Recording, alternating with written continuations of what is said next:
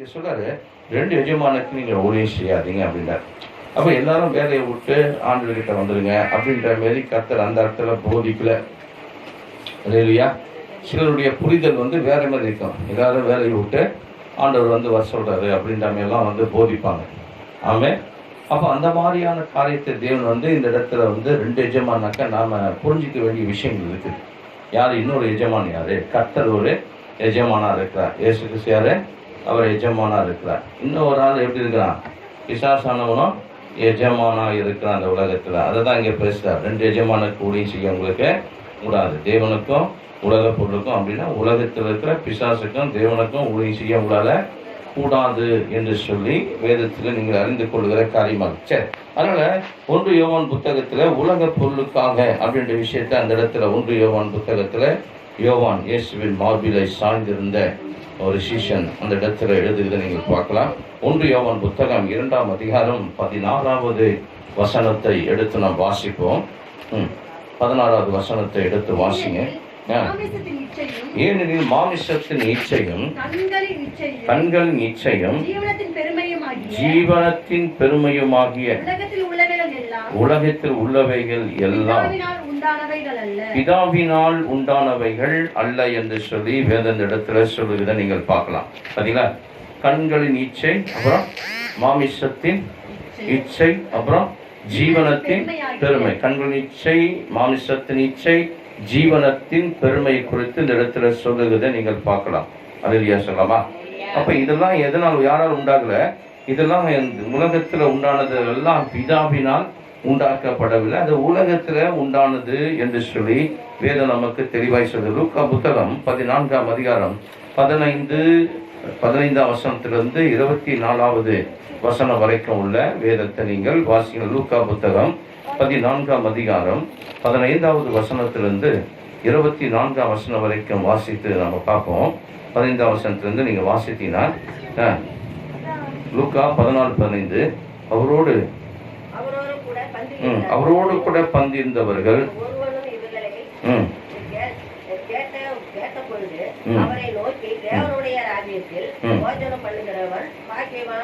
சரி. அப்ப கர்த்தருடைய வசனத்துல ஆண்டவர் சொல்றாரு, நீ விருந்துக்கு ஆட்களை அழைக்கும் போது, எதுக்கு ஒரு கல்யாணம் நடத்துறீங்க, நம்ம என்ன பண்ணுவோம்? சொந்தக்கார பேர் லிஸ்ட் எல்லாம் எழுதி வச்சிருவோம்.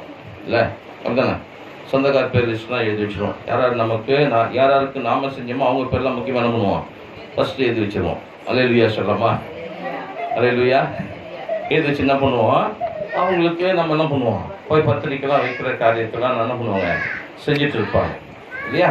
அப்போ முதலாவது நம்ம போய் பேர் லிஸ்ட்டை வரிசையாக எழுதி நம்ம அந்த காரியத்தை செஞ்சு பண்ணுவோம். ஆனால் ஆண்டவராகிய இயேசு என்ன சொல்கிறாருன்னா, நீ உன் வீட்டில் விருந்து செய்யும் போது, திருமணம் காரியங்களை நடத்தும் போது சொந்த பந்தங்களை நீ அழைக்காத. அப்படி அழைச்சினா நீங்கள் திரும்ப மறுபடியும் அவங்களுக்கு செய்ய வேண்டியதாக இருக்கும். அதனால் நீ யாரை அழைக்கணும்னாக்கா, ஊனர்களை, சப்பானிகளை, இவங்களெல்லாம் ஏழைகளை, கைவிடப்பட்டவங்களை, இவங்களெல்லாம் என்ன பண்ண, மற்ற எல்லாரையும் தெரியாதவங்க எல்லாரையும் கூப்பிட்டு அவங்களுக்கு விருந்து வை அப்படின்னு சொல்லி ஆண்டவர் சொல்றார். அல்லேலூயா. அப்படி செய்கிறவன் பல்லவ ராஜ்யத்தில், பல்லோகத்தில் அவன் பல்லவ ராஜ்யத்தில் அவன் பாக்கியவனாக இருப்பான். பல்லோகத்தில் அவனுக்கு விருந்து இருக்குது, பல்லோகத்தில் அவனுக்கு ஒரு விருந்து இருக்குன்னு தேவன் சொல்றார். அப்போ அதை கேட்ட உடனே சொல்றாங்க, பல்லவ ராஜ்யத்தில் போஜனம் பண்றவன் ரொம்ப பாக்கியசாலி ஆண்டவரே அப்படின்னு சொல்லி ஒருத்தர் பேசுறாரு. இந்த இடத்துல லூக்கா புத்தகத்தில் 14வது அதிகாரத்தில் 15ஆம் வசனத்தில் பார்க்கும்போது இந்த காரியத்தை பேசுறாரு. அதற்கு அவர், ஒரு மனுஷன் ஒரு பெரிய விருந்தை ஆயத்தம் பண்ணி அநேகரை அழைப்பித்தான். என்ன பண்ணான்னா, ஒரு கதையை சொல்றாரு ஆண்டவர். எப்போதுமே ஒரு விஷயத்தை ஆண்டவர்கிட்ட சொன்னாக்கா உடனே என்ன பண்ணாரு? ஒரு ஸ்டோரி எடுத்துவார். ஸ்டோரி எடுத்து என்ன பண்ணாரு? அவங்களுக்கு நல்லா புரியுற மாதிரி, அவங்களுக்கு நல்லா உணர்ற மாதிரி. ரெடியா சொல்லலாமா? ஆனால் ஏன்னா எப்பவுமே மனுஷன் எப்படி இருப்பாங்க? சும்மா மரமண்ட மாதிரி போன வாரத்தில் பேசுறது போல எப்படி இருப்பாங்க? இன்னும் மரமண்ட மாதிரியே இருப்பாங்க. அல்லேலூயா சொல்லலாமா? புரிஞ்சுக்கிறது கொஞ்சம் லேட் ஆகும். அந்த மாதிரி ஆண்டவர் அந்த இடத்துல என்ன பண்றாருனாக்கா பேச, அதற்கு அவர் ஒரு மனுஷன் பெரிய விருந்து ஆயத்தம் பண்ணி அநேகரை அழைப்பித்தான். விருந்து வேலையில் தன் ஊழியக்காரனை நோக்கி, நீ அழைக்கப்பட்ட இடத்துல போய் எல்லாம் ஆயத்தமா இருக்குது, வாருங்க என்று அவங்களெல்லாம் அழைப்பு கொடுக்க சொல்லி அனுப்பிக்கிறார் தேஜமா. அப்போ பார்த்தீங்கன்னாக்கா ஒரு விருந்து ஆயத்தம் பண்றாரு, விருந்துக்கான ஆட்களை அழைக்கிறாரு, விருந்து வேலை வந்துச்சு. அப்போ ஏற்கனவே இன்விடேஷன் போயிடுச்சு. இன்விடேஷன் போயிடுச்சு. அப்போ அந்த காலத்துலாம் அந்த ஊர் மக்கள்லாம் ரொம்ப தூரம்லாம் போய் என்ன பண்ண மாட்டாங்க, நிறைய பேர் அங்கேயே இருப்பாங்க, அங்கேயே விருந்து முடிச்சுக்குவாங்க. அப்போ அந்த மாதிரி ஏற்கனவே ஒரு முறை அவங்க சொல்லிட்டு வருவாங்க, இந்த இன்னைக்கு விருந்து இந்த டைமில் வந்துடும் சொல்லி அந்த டைமில் என்ன பண்ணுவாங்க, கரெக்டாக உள்ளே வருவாங்க. அப்போ அந்த மாதிரி வேலைக்காரனை வச்சு செஞ்சுட்டார். இப்போ விருந்து வேலை வந்தவர் என்ன பண்ணுறாரு, வேலைக்காரர்களை அனுப்பி விருந்துக்கு எல்லாரையும் கூப்பிடு அப்படின்னு சொல்லி கூப்பிடுறாரு. தொடர்ந்து வாசித்தீங்கன்னா அந்த பகுதியில் அவர்கள் எல்லாரும் போக்கு சொல்ல தொடங்கினார்கள் சொல்லப்பட்டு. அவங்க என்ன பண்ணாங்கன்னா போக்கு சொல்ல தொடங்கிட்டாங்க. எந்த வசனம்னாக்கா லூக்கா புத்தகம் 12ஆம் அதிகாரம் 18 வாசிங்களா. எல்லாரும் போக்கு சொல்ல தொடங்கிட்டாங்க. ஒருவன் சொல்றான், நான் ஒரு வயலை வாங்கியிருக்கிறேன்,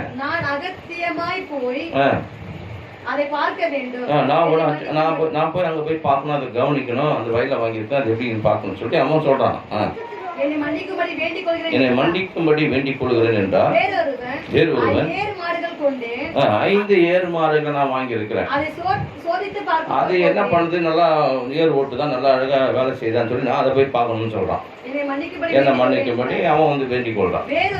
வேறு ஒருவன், நான் இப்போதான் கல்யாணம் பண்ணிக்கிறேன், கல்யாணம் பண்ணிட்டு என்ன பண்ண முடியாது, வர முடியாது. அந்த காலத்துல கல்யாணம் பண்ணிட்டாக்கா 1 வருஷம் அவங்க வந்து வீட்டை விட்டு வெளியே போகக்கூடாது, வீட்டிலேயே இருக்கணும், தங்கி இருக்கணும், மனைவியை நல்லா கவனிக்கணும். அது இல்லையா சொல்லாமா, 2 பேருக்கு நல்லா சாப்பாடு இருக்கணும், 2 ஒருத்தவங்களுக்கு நல்லா அன்பு செய்யணும், அப்படிதான் அவங்க ஐக்கிய உறவுல கரெக்டாக இருக்கணும். 1 வருஷம் அவங்க வீட்டுக்குள்ளே இருக்கணும், வீட்டை விட்டு வெளியே வேலைக்கு என்ன பண்ணக்கூடாது, போகக்கூடாது. இப்பெல்லாம் அப்படி இல்லை, கல்யாணம் முடிச்சுட்டு மறுநாள் என்ன பண்ணுறாங்க, வேலைக்கு போகிற குடும்பமாக இருக்குது. அது என்னன்னு தெரியல. அல்லே இல்லையா சொல்லாமா, ஆமே அல்லே இல்லையா. 1 வருஷம் போக மாட்டாங்க. ஆமே அப்படி ஒரு காலம் இப்போ வந்து நல்லா இருந்தீங்களா. ஆமே 1 வருஷம் அவங்க வீட்டிலே வச்சுருப்பாங்க. அந்த மாதிரி பழைய ஏற்பாட்டுடைய காரியங்களாக இருந்துருக்குது. அப்போ 1 வருஷம் வீட்டில் இருப்பாங்க. அவன் சொல்கிறான், நான் இப்போ தான் கல்யாணம் பண்ணேன், என்ன பண்ண கூடாது, நான் வரக்கூடாது, நான் 1 வருஷம் தான் பண்ணோம், 1 வருஷம் கழிச்சு தான் வரணும்னு சொல்லிட்டு அவன் இந்த காரணம் சொல்கிறான். சரி, இப்படி ஆளுக்கு அழைக்கப்பட்டவங்க போக்கு சொல்ல ஆரம்பிச்சாங்க என்று சொல்லி ஆண்டவர் இந்த காரியத்தை சொல்றார். தொடர்ந்து வாசிங்க. அந்த ஊழியக்காரன் வந்து எஜமானுக்கு வந்து இந்த செய்தி வந்து அறிவிக்கிறாங்க. எஜமானே இந்த மாதிரி எல்லா ஆளுக்கு இந்த வேலையை சொல்றாங்க அப்படின்னு சொல்லிட்டு அப்பொழுது வீட்டு எஜமான் கோபம் அடைகிறார். தன் ஊழியக்காரனை நோக்கி, நீ என்ன பண்ணு, தெருக்கல்ல போ, வீதிகளுக்கு போ, ஏழைகளை கூப்பிடு, ஊனரை கூப்பிடு, சப்பானிகளை கூப்பிடு, குருடரையும் கூப்பிடு, கூட்டிக் கொண்டு வா என்றார். அப்படியே செய்து, ஆண்டவரே நீ கட்டளையிட்டபடி செய்தாயிற்று, இன்னும் இடம் இருக்குதுன்னு சொல்றான். அப்ப எல்லாரையும் போய் கூட்டுவா, தெருவில் போய் கூட்டுவா, எங்க இருக்காங்க எல்லாரையும் கூட்டுவா, கூட்டுக்கிட்டு வந்து நிரம்பிச்சு. இப்போ நிரம்பிட இன்னும் கொஞ்சம் இடம் இருக்குதுன்னு தான் வேலைக்காரர். அப்ப இடத்துக்கு என்ன பண்றாரு, அடுத்து சொல்றாரு, வாசிங்க.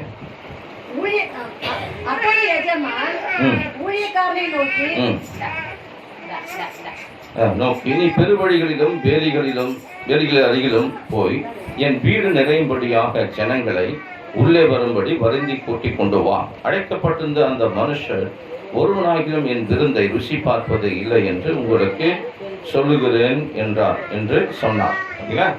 இல்லையா சொல்லவா. அப்ப அழைக்கப்பட்டவங்க அழைப்பை என்ன பண்றாங்க, இழந்து போகிறவர்களா இருக்கிறாங்க. ரொம்ப முக்கியம். நம்ம கர்த்தர் அழைத்த அழைப்பு, தேவனை நாம் ஏற்றுக்கொண்ட விதம், அந்த அழைப்புல நாம சரியா நிற்கணும். இல்லையா சொல்லவா. கர்த்தர் வைத்திருக்க அந்த விருந்துக்கு நாம் தகுதி உள்ளவர்களா இருக்கும்படிக்கு தேவன் விரும்புகிறார். அதனால 2 எஜமானுக்கு ஊழியம் செய்யக்கூடாது என்று சொல்லி ஆண்டவர் இயேசு கிறிஸ்து சொன்ன அந்த இன்னொரு எஜமான், இயேசு கிறிஸ்து ஒரு எஜமான், இன்னொரு எஜமான் யாருனாக்கா பிசாசு என்றும் பெயல்செபூல் என்றும் கேருப் என்றும் லூசிபர் என்றும் அழைக்கப்படுகிற இன்னொரு எஜமானா இருக்கிறான்.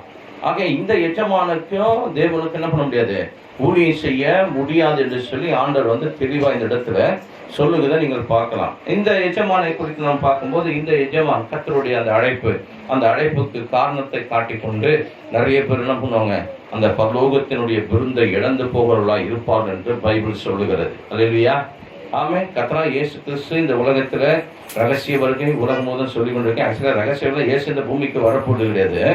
ரகசிய வருகைனா என்னன்னா, அல்லேலூயா சொல்லவா, நாம் சபை எடுத்துக்கொள்ளப்படுகிற காரியமா இருக்கிறது. பரலோகத்துக்கு எடுத்துக்கொள்ளப்பட போகிற காரியம் எப்போ எடுத்துக்கொள்ளப்படும், அந்தி கிறிஸ்து ஆட்சி தொடங்குறதுக்கு முன்னாடி சபை என்ன பண்ண போகுது, கேட்கப்போது சபை எடுத்துக்கொள்ளப்பட போகிறது. இதுதான் வந்து ரகசிய வருகை சொல்லிட்டு இருக்காங்க. பைபிள் ரகசிய வருகைன்னு கிடையாது. ரகசிய வருகைனா சபை எடுத்துக்கொள்ளப்படுகிற அந்த நாள். இப்போ நம்ம உயிரோடு இருந்தோம்னா கர்த்தருடைய வருகை, அந்த ரகசிய வருகை, அதாவது கர்த்தர் அந்த ஆலயத்துல நம்மள எடுத்துக்கொள்றார், மத்திய ஆலயத்தில் எடுத்துக்கொள்றார் அப்படின்னா இந்த 7 வருஷம் அரசாட்சிக்கு முன்னாடி கர்த்தர் என்ன பண்றாரு, சபையை தேவன் எடுத்துக்கொள்ளுகிற தேவனா இருக்கிறார். அல்லேலூயா சொல்லாமா?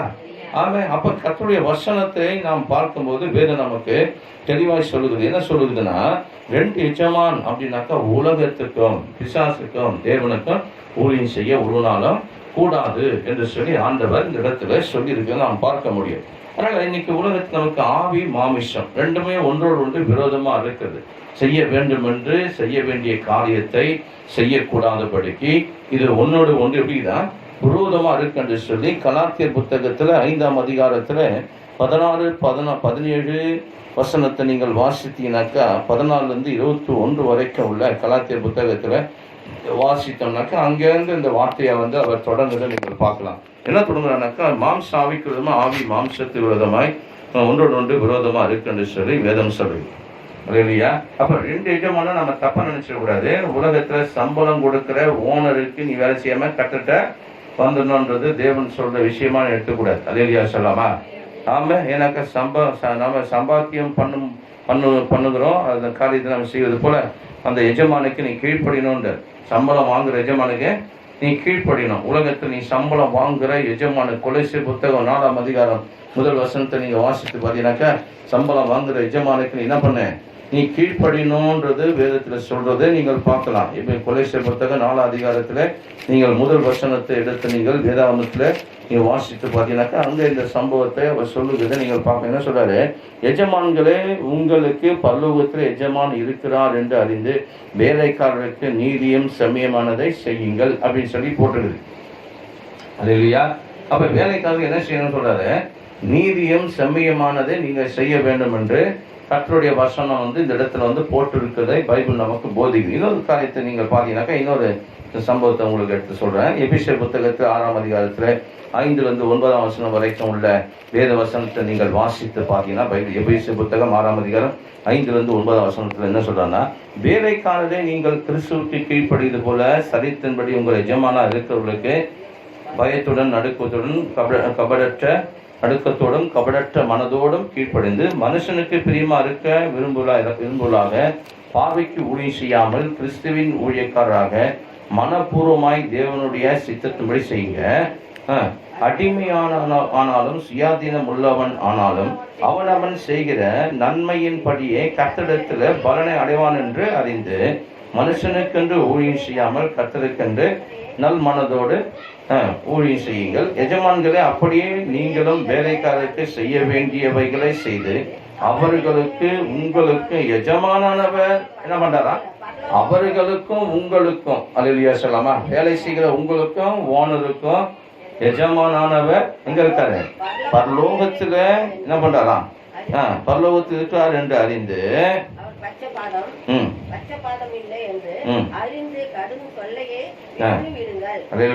அவர்கிட்ட பச்சைபாதம் இல்லைன்னு சொல்லி கடும் சொல்லி என்ன பண்ணுங்க, கடும் சொல்ல யார்கிட்ட காட்டாதீங்க, உங்கள் வேலைக்காரர்களுக்கு நீங்க என்ன பண்ணாதீங்க, நீங்கள் காட்டாதீங்கள் என்று சொல்லி பைபிள் சொல்லுகிறத நீங்கள் பார்க்கலாம். அதனால பைபிள் ரொம்ப தெளிவாய் சொல்லுது. இப்ப புரியுதான் எஜமான் யாருன்றத, 2 எஜமானுக்கு ஊழியம் செய்யாத அப்படின்னு சொல்லும்போது ஆண்டவர் யாரை குறித்து சொல்றாருன்றதை நாம சரியா புரிஞ்சு கொள்ளுகிற ஜனமாய் நாம் இருக்கும்படி அழைக்கப்பட்டிருக்கிறோம். அல்லேலூயா. அதனால ஒருவருக்கொருவர் கடிந்து நீங்கள் பட்சித்தினாக்கா நீங்க அழிந்து போவீர்கள் என்று பைபிள் சொல்லுகிறது. அல்லேலூயா சொல்லாமா? ஆமா. கர்த்தருடைய பிள்ளைகளா இருந்து ஒருவருக்கொருவர் என்ன பண்ணக்கூடாது, தினந்தோறும் சண்டை போட்டுன்னே இருக்கக்கூடாது. அதுதான் சொல்றார். அல்லேலூயா சொல்லாமா? ஆமே. அப்ப கிறிஸ்துவுக்குள் வாழும்போது சபைக்கு வரும்போது சபைக்கு ஒரு மாதிரி நடந்துட்டு வீட்டுல ஒரு மாதிரி என்ன பண்ணக்கூடாது, நடக்கக்கூடாது. அல்லேலூயா சொல்லாமா? ஆமா. அதுல ரொம்ப கவனமா இருக்கணும். ஒரு கடிந்து பட்சித்தினால் நீங்கள் அழிந்து போவீர்கள் என்று சொல்லி வேதத்துல நீங்க பாத்தீங்கன்னா கலாத்தியர் புத்தகத்துல வேதத்துல 5ஆம் அதிகாரத்துல நீங்க வேத வசனத்தை நீங்க கவனிச்சீங்கன்னாக்கா 15வது வசனத்திலிருந்து வேதத்தில் அவர் எழுதுகிறார். கலாத்தியர் புத்தகம் 15ஆம் வசனத்திலிருந்து நீங்க கவனிச்சு பார்த்தீங்கன்னா, நீங்கள் ஒருவருக்கொருவர் கடிந்து பட்சித்தினால அழிவீர்கள், அப்படியே ஒருவருக்கொருவர் அழிக்கப்படாதபடிக்கு எச்சரிக்கிறார்கள். பின்னர் நான் சொல்லுகிறது என்னவென்றால், ஆவிக்கேற்றபடி நடந்து கொள்ளுங்கள், அப்போது மாமிச இச்சையை நிறைவேற்றாது இருப்பீர்கள். எப்படி நடந்து சொல்றாரு, ஆவிக்கேற்ற பிரகாரமாக நீங்க என்ன பண்ணுங்க, ஆவிக்கேற்ற பிரகாரம் எப்படி நடக்குது, அன்பில் நடக்கணும், விசுவாசத்தில் நடக்கணும், தயவில் நடக்கணும், பொறுமையில் நடக்கணும், நீடிய சாந்தத்தில் நடக்கணும், இச்சை அடக்கத்தில் நடக்கணும். அல்லேலூயா. ஆமாம், இப்படிப்பட்ட பிரமாணத்துக்கு விரோதமான பிரமாணம் ஒன்று இல்லைன்னு சொல்லி அதுக்கு கீழே அதுக்கு அடுத்ததெல்லாம் எழுதுறார். தொடர்ந்து பார்த்தீங்கன்னா அப்போ ஆவிக்கேற்றபடி என்ன பண்ணுங்க, நடந்து கொள்ளுங்கள், அப்போது மாம்சத்தின் இச்சையை நிறைவேற்ற. மாம்சம் ஆவிக்கு விரோதமாகும், ஆவி மாம்சத்துக்கு விரோதமாகும் இச்சிக்கிறது. அல்லேலூயா. ஆவி மாம்சத்துக்கு விரோதமா இச்சிக்குது, மாமிசம் ஆவிக்கு விரோதமா இச்சிக்கிறது. இப்போ இச்சிக்கிறதுனாக்கா விரும்புகிறதுன்ற அர்த்தம். புரியுதுங்களா? இச்சிக்குதுன்னா என்னது? விரும்புகிறது. இப்போ ஆவி என்ன விரும்புது? ஜெபிக்கணும், கர்த்தரை தேடணும், சபைக்கு போகணும் விரும்புகிறது. மாமிசம் என்ன சொல்றது? நீ போவாத, ரொம்ப டயர்டாகிற, பலவீனமாகிற, உன்னை பாரு, எப்படி பாரு, உன்னை முதல்ல பாரு, அப்புறம் ஆண்டரை பார்க்கலாம் அப்படின்னு சொல்லும். என்ன சொல்லும்? உன்னை முதல்ல பாரு, அதுக்கப்புறம் ஆண்டரை பார்க்கலாம் அப்படின்னு சொல்லி என்ன சொல்லலாம்? சரிதான் சொல்லும். இப்போ இந்த மாதிரி இந்த நாட்களில் நீங்கள் வேதத்தினெல்லாம் நீங்கள் அஞ்சு ஆவி மாம்சத்து விரோதமாய், மாமிசம் ஆவிக்கு, இப்படி எல்லா காலத்திலும் நீங்கள் சிஸ்டம் பார்த்தீங்கன்னா எல்லா காலத்திலும் ஒரே மாதிரி சிஸ்டம் நடந்துனே வரும். அல்லேலூயா சொல்லாமா? ஆமாம். கட்டணம் உபவாசிக்கு ஜெபம்னு சொல்லுவார். அப்போ என்ன பண்ணுவீங்க? நீங்கள் அதை செய்யணும்னு நினச்சிருப்பீங்க, அப்புறம் செய்ய முடியாமல் போச்சுன்னு அன்றைக்கி பேசுவீங்க. அல்லேலூயா சொல்லாமா? அப்போ இதெல்லாம் வந்து மாமிசம் ஜெயிக்கிறது, ஆவி என்ன பண்ணுது? கொஞ்சம் அடங்கி நடக்கிறதா இருக்குது. ஆவி தான் கிங்கு. அல்லேலூயா சொல்லாமா? ஆத்மாவும் ஆவி மாமிசம் ஒன்றும் சேர்ந்து போச்சுன்னா ஆவி ஒன்றும் செய்ய முடியாது. அல்லேலூயா. ஆமாம். அப்போ ஆவியோடு மாமிசமும் ஆவியும் இந்த ஆத்மாவும் ஒன்றா இணைஞ்சு போச்சுன்னா சரி, ஆட்டப்படி என்ன பண்ணுறோம்? கண்ட்ரோல் ஆகி வந்துடும். அல்லேலூயா. அப்போ வேதத்தில் நம்ம பார்க்குறோம், கர்த்தருடைய வசனம் ரொம்ப அழகாக இந்த இடத்துல சொல்லுவது, ஆவி மாமிசத்துக்கு விரோதமாய், மாமிசம் ஆவிக்கு விரோதமாய் செய்ய வேண்டியவர்களை செய்யக்கூடாதபடி இவைகள் ஒன்றோடு ஒன்று எப்படி இருக்குதான்? விரோதமாக இருக்குது. தொடர்ந்து வாசிங்கன்னா 18 வாசிங்களா? 66 நான் வாசிக்கிறேன். ஆவியிலே நடத்தப்படுகிறதால் நீங்கள் நியாயப்பிரமாணத்துக்கு கீழ்ப்பட்டவர்கள் அல்ல. அல்லேலூயா. அப்போ ஆவியில் நீங்கள் நடத்தப்பட்டீங்கன்னா நீங்கள் எதில் கீழ்ப்பட்டவங்க இல்லை? நியாயப்பிரமாணத்துக்கு நீங்கள் கீழ்ப்பட்டவர்கள் அல்ல. அப்புறம் மாம்சத்தின் கிரியில் எப்படிதான் வெளியரங்கமாக இருக்குது. அவைகள் யாவன? விபச்சாரம், வேசித்தனம், அசுத்தம், காம விகாரம், விக்கிர ஆராதனை, பில்லி சூனியம், பகை, விரோதங்கள், வைராக்கியங்கள், கோபங்கள், சண்டைகள், பிரிவினைகள், மார்க்க பேதங்கள், பொறாமைகள், கொலைகள், வெறிகள், களியாற்றுகள் முதலானவைகளை, இப்படிப்பட்டவைகளை செய்கிறவர்கள் தேவனுடைய ராஜ்யத்தை சுதந்தரிப்பது இல்லை என்று முன்னே நான் சொன்னது போல இப்போது உங்களுக்கு சொல்லுகிறேன் அப்படின்றார். அப்போ மாம்சக்கிரி எப்படி வெளியரங்கமா இருக்குது. அது என்னென்ன சொல்றாரு?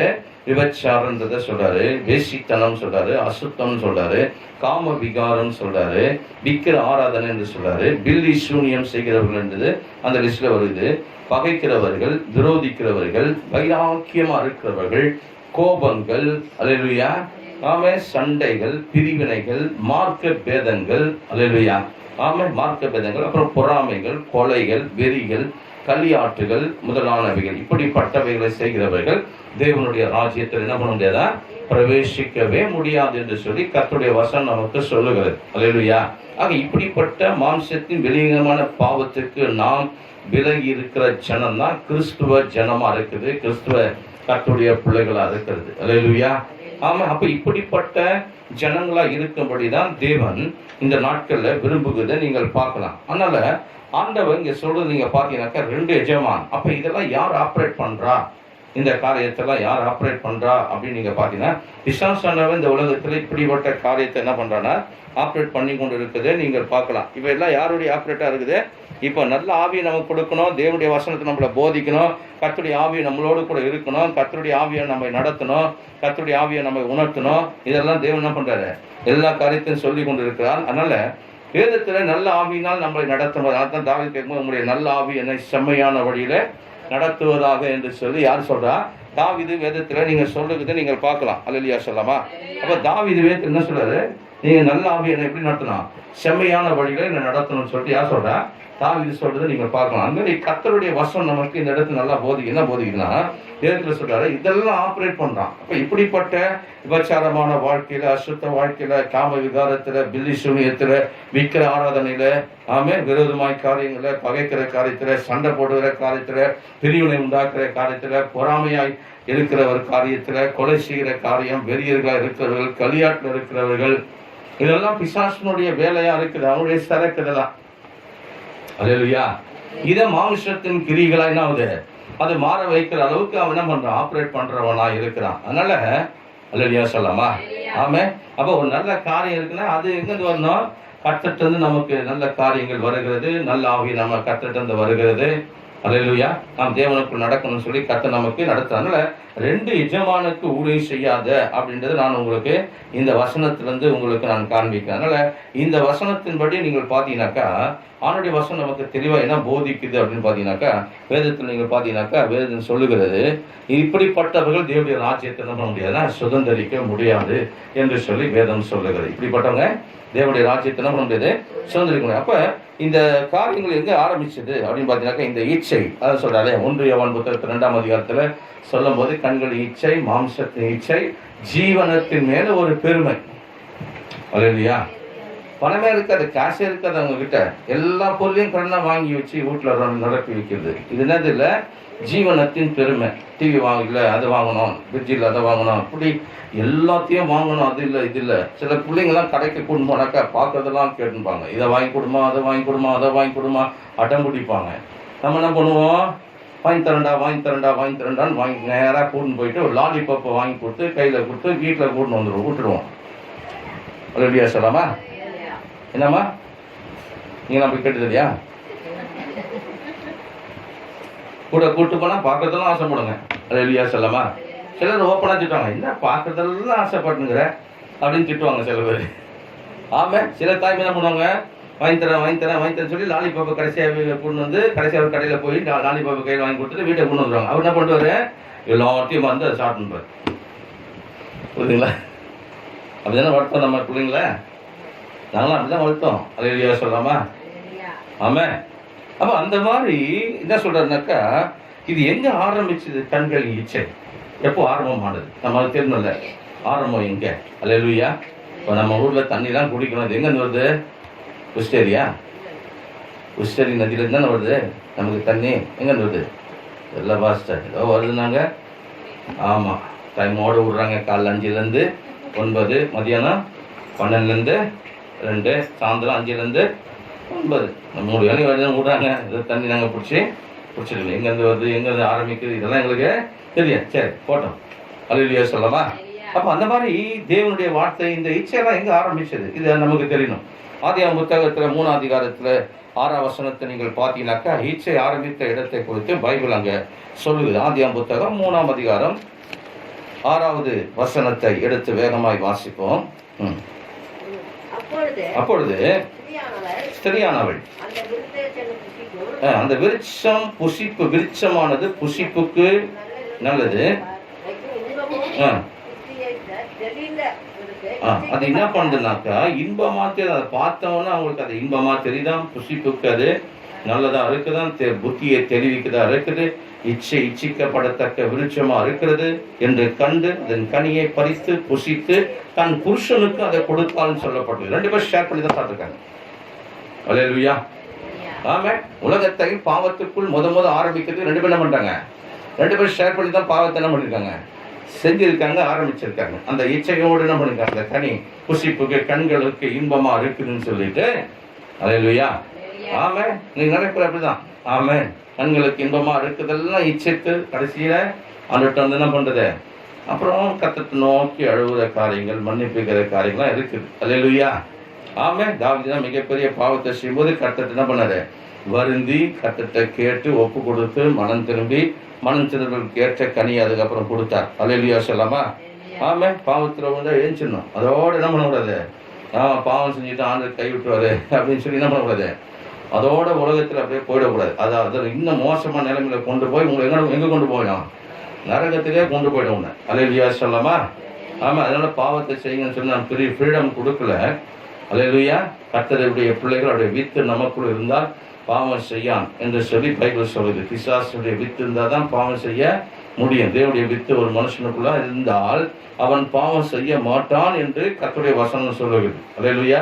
நாம் தேவனால் பிறந்து தேவனுக்காய் வாழ்ந்து தேவனுக்காய் இருக்கும்போது நிச்சயமாய் நம்மளால் இந்த உலகத்தை என்ன பண்ண முடியாது, பாவத்தை துணிகரமாய் செய்ய நம்முடைய மனசு என்ன பண்ணாது, இடம் கொடுக்காது. அல்லேலூயா சொல்லாமா? அல்லேலூயான்னு. ஆமா, அதனால தேவன், அப்ப தேவன் கிட்ட இருந்து நம்ம எதுவும் வாங்கக்கூடாதா, எதுவுமே நம்ம வச்சுக்கூடாதா, நமக்கு நல்ல வீட்டை கட்டக்கூடாதா, நமக்கு நல்ல பொருளாதாரம் இருக்கக்கூடாதா, நமக்கு ஆசீர்வாதம் இருக்கக்கூடாதா, இருக்குது. அல்லேலூயா சொல்லாமா? பிரசங்க எழுதும் போது வித்தியாசமா எழுதுறாரு. என்ன எழுதுறாரு, கர்த்தர் அவருக்கு இஷ்டமானவனுக்கு செல்வத்தை கொடுக்கிறார், கனத்தை கொடுக்கிறார், பணத்தை கொடுக்கிறார், எல்லாத்தையும் கொடுக்கிறார். அல்லேலூயா. அதை எல்லாத்தையும் அப்படியே அனுபவிக்கும்போது அது வேற ஒருத்தவங்க என்ன பண்றான், அனுபவிக்கிற அளவுக்கு அது அவனுக்கு கொடுக்குறாரு அப்படின்னு சொல்லிட்டு பிரசங்கில அந்த பகுதியில் நீங்கள் எழுதுகிறத நீங்கள் பார்க்கலாம். அல்லேலூயா சொல்லலாமா? ஆமே.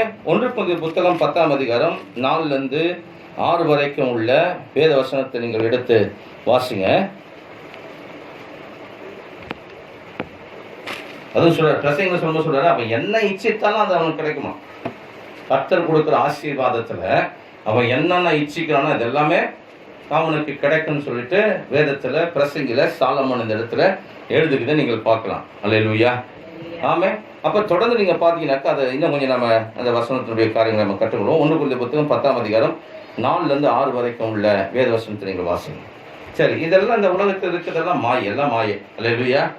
ஆமா. எதுவுமே நம்முடைய வாழ்க்கையிலையும் உலகத்திலையும் என்ன பண்ண போறதில்லை, நிலைக்கிற நிலையில்லாத பொருளாக இருக்குது என்பதை நீங்கள் அறிந்து கொள்ளுகிற சத்தியமா இருக்கு. 1 கொரிந்தியர் புத்தகம் எடுத்து வாசிமா 10ஆம் அதிகாரம் 4லேருந்து 6 வரைக்கும் உள்ள வேதவசனத்தை வாசிங்க. என்ன பண்றாரு ஆண்டு இந்த இடத்துல அப்போஸ்தலனாகிய பவுல் கொரிந்தியர் எழுதும்போது பழைய ஏற்பாட்டில் இஸ்ராயல் மக்களை நடத்தி வந்த பாதையை குறித்து அவர் எழுதுகிறத நீங்கள் பார்க்கலாம். எப்படிலாம் அவங்க கடந்து வந்தாங்க, கர்த்தர் எப்படிலாம் அவங்களுக்கு தாகத்தை தீர்த்தார், அவங்க நானும் போஜனத்தை புசித்தாங்க, மன்னாவை கர்த்தர் கொடுத்தார், கண்மலைந்து தண்ணீரை, கிறிஸ்துவாகிய கண்மலைந்து தண்ணீரை, ஜீவ தண்ணீரை, ஜீவ பானத்தை அவங்க இதெல்லாம் குடிச்சாங்க. அல்லேலூயா சொல்லலாமா? அவங்க சாப்பிட்டு வந்த உணவும் சரி, அவங்க குடிச்ச தண்ணீரும் சரி, அல்லேலூயா, சாதாரண வாட்டர் இல்ல, ஜீவ தண்ணீரே அவங்க என்ன பண்ணியிருக்காங்க, கிறிஸ்துவின் கண்மலையா இருக்கு. அந்த ஜீவ தண்ணீரே ஆண்டவர் அவங்களுக்கு கொடுத்த ஒரு கண்மலையே கூட அவங்களோட பஞ்சான். ஆச்சரியமா இல்ல? அவங்களோடு சென்ற கண்மலை அப்படின்னு சொல்லப்படுது. அல்லேலூயா. ஆமே. அப்ப அந்த வனாந்திரத்துல போகும்போது ஒரு கண்மலை கூடவே வந்துடுது கொடுது. பஸ்ல போனா நமக்கு மரங்கள் எல்லாம் கூடவே வருமே, அந்த மாதிரி. அல்லேலூயா. அப்ப அந்த மாதிரி சொல்ற அந்த இடத்துல நீங்க 1 கொரிந்தியர் புத்தகத்துல 10ஆம் அதிகாரத்துல 4லேருந்து 6 வரைக்கும் நீங்க வாசித்தீங்கன்னாக்கா இதெல்லாம் நடந்தது. அவங்க எல்லாம் சாப்பிட்டாங்க. அவங்க இச்சை உள்ளவர்களா இருந்தாங்களாம். எப்படி இருந்தாங்களா? கர்த்தர் கொடுத்துருக்குது போதும், எங்களுக்கு அதிக இச்சை உள்ளவர்களாய் நாம இருக்க வேண்டிய அவசியம் இல்லை. இதுதான் இன்னைக்கு உங்களுக்கு ஒரு உபதேசம். அல்லேலூயா சொல்லாமா? ஆமே. உங்களுக்கு இருக்குதே போதும் என்று நீங்க எண்ணுங்க அப்படின்றது தேவனுடைய வசனம் சொல்லுகிறார். அல்லேலூயா. 1 கொரிந்தியர் புத்தகம் வசனத்தை வாசிங்க. குடித்தார்கள். எப்படியெனில் அவங்களோடு கூட சென்ற நாண கண்மலை தண்ணீரை குடித்தார்கள். அந்த கண்மலை கிறிஸ்துவே. அப்படி இருந்தோம். அப்ப தேவன் பிரியமா இருந்ததில்லை. வனாந்திரத்தில் அவங்க என்ன பண்ணாங்களாம்? அழிக்கப்பட்டார்கள். 6ஆம் வசனம். அவர்கள் இச்சித்தது போல நாமும் பொல்லாங்கானவைகளை இச்சியாதபடிக்கு இவைகள் நமக்கு மாதிரியா சிஷ்டாந்தரமாய் வச்சிருக்கிறார். அல்லேலூயா. ஆமே. அவங்க இச்சித்து முறுமுறுத்து அல்லேலூயா எல்லாத்தையும் இழந்து போனது போல நாமும் இது இழந்து போகாதபடி நமக்கு மாடலா வச்சிருக்காரு. அல்லேலூயா சொல்லவா?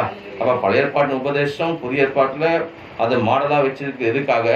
நாம இந்த உலகத்துல தேவனுக்கு கர்த்தருக்கு பிரியமாய் வாழும்படி கர்த்தர் நமக்கு அதை போதனையாக நமக்கு என்ன பண்ணிக்கிறாரு, வைத்திருக்க என்பதை நீங்கள் அறிந்து கொள்ளுகிற காரியமா இருக்கிறது. அதனால பழைய ஏற்பாட்டில் நீங்க பார்க்கும்போது வேதத்துல ஆண்டவர் சொல்றாரு, வேதாமத்துல புதிய ஏற்பாட்டுல பார்க்கும்போது கண்கள் இச்சை, மாம்சத்தின் இச்சை, ஜீவனத்தின் பெருமை இச்சையோடு. இப்போ ஆண்டவர் பழைய ஏற்பாட்டுல என்ன சொல்றாருனாக்கா விபச்சாரம் பாவம்னு சொல்றாரு. அல்லேலூயா. விபச்சாரம் செய்கிறவன் பாவம் செய்யறான், கர்த்தர் விரோதமா பாவம். ஆனா புதிய ஏற்பாடு என்ன சொல்றாக்கா, லுக்கு விட்டாலே, பார்த்தாலே, ஒரு பெண்ணை இச்சையோடு நீ பார்த்தாலே உன்னுடைய இருதயத்துல நீ என்ன பண்ணிருக்கிற, விபச்சாரம் செய்திருக்கிறேன்னு சொல்லிட்டு ஆண்டவர் வேதத்துல சொல்லுகிறார். அல்லேலூயா சொல்லாமா? அப்ப இந்த கண்கள் கர்த்தருக்கு எவ்வளவு பிரயோஜனமா இருக்கணும், கண்கள் கர்த்தருக்கு எவ்வளவு பரிசுத்தமா இருக்கணும். அல்லேலூயா. கண்கள்ல கர்த்தருக்கு போது எவ்வளவு நம்ம ஜாக்கிரதையா இருக்கணும் பாருங்க. அப்ப நம்ம கண்கள்லயே ஒரு பெண்ணை ஒரு ஆண் இச்சையோடு பார்க்கிறானாக்கா அவனுடைய இருதயத்துல அந்த பெண்ணோட விபச்சாரம் செய்திருக்கிறான்னு சொல்லி அவனுடைய இருதயத்துல அப்படிப்பட்ட பாவம் நுழைகிறது என்பதை வேதம் நமக்கு சொல்லுகிறத சத்தியமா இருக்குது. நீங்கள் வேதம் சொல்லுது. அல்லேலூயா சொல்லலாமா?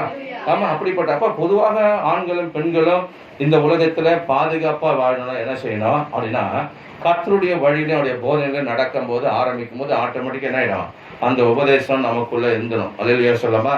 அப்ப அந்த உபதேசம் நமக்குள்ள ஆழமா என்ன பண்ணும், தங்கணும். அதான் ரொம்ப முக்கியம். இதை கேட்டு காதில் கேட்டு கேட்காம இருந்தாக்கா அதனால தான் ஆவியானவர் காதுள்ளவன் கேட்க கடவன், காதுள்ளவன் கேட்க கடவன், காதுள்ளவன் கேட்க கடவன்றார்.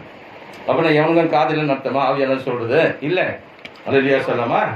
ஆமே. அந்த வார்த்தை உள்ள போய் தங்கி அதன்படி அவன் நடக்கணும் இருந்தாக்கா அந்த காதுள்ளவன் தான் என்ன பண்ண முடியும்? கேட்க முடியும். எவன் செவி கொடுக்கணும் அந்த வார்த்தையெல்லாம் கீழ்ப்படியணும். அவனுக்கு சொல்றது இந்த ஆவியானவர் காதுள்ளவன் கேட்க கடவன் என்று சொல்லி இந்த வசனத்தில் அவர் சொல்லுகிறதை நீங்கள் பார்க்கறதுனால அவருடைய வார்த்தை திரும்ப திரும்ப நம்ம ஞாபகப்படுத்தி கொண்டே இருக்கணும். வருஷத்துமா எப்படி வாழுது, சாட்சியம் எப்படி வாழுது, எப்படி இச்சை இல்லாமல் வாழுது, எப்படி பொறாமை இல்லாமல் வாழுது, எப்படி சண்டை போடாமல் வாழ்றது, எப்படி பகைக்காமல் வாழ்றது. அல்லேலூயா. அந்த வார்த்தையெல்லாம் திரும்ப திரும்ப நம்ம ஞாபகப்படுத்தும் போது தான் நம்ம மனசில் அந்த வார்த்தையை திரும்ப திரும்ப கொண்டு வரும்போது தான் அல்லேலூயா ஒரு விஷயத்தை நீ செஞ்சா கர்த்தர் உனக்கு உணர்த்துவார். கண்டிப்பாக யாராக இருந்தாலும் உணர்த்துவார். அது ஆணாக இருந்தாலும் சரி, பெண்ணாக இருந்தாலும் சரி, கணவனாக இருந்தாலும் சரி, மனைவியாக இருந்தாலும் சரி, எல்லாருக்கும் உணர்த்துவார் ஆண்டவர். அல்லேலூயா. அப்போ அந்த உணர்த்தும் போது என்ன பண்ணும்? அந்த சத்தத்துக்கு நீ கீழ்பணிட்டு கர்த்தருடைய ஆவியானவர் வசனத்துல பேசுவா. நீ கேட்ட வார்த்தையெல்லாம் உனக்கு அந்த எந்தெந்த நீ சூழ்நிலை போறியோ விலகி போறியோ அப்பெல்லாம் பேசுவா. அல்லேலூயா.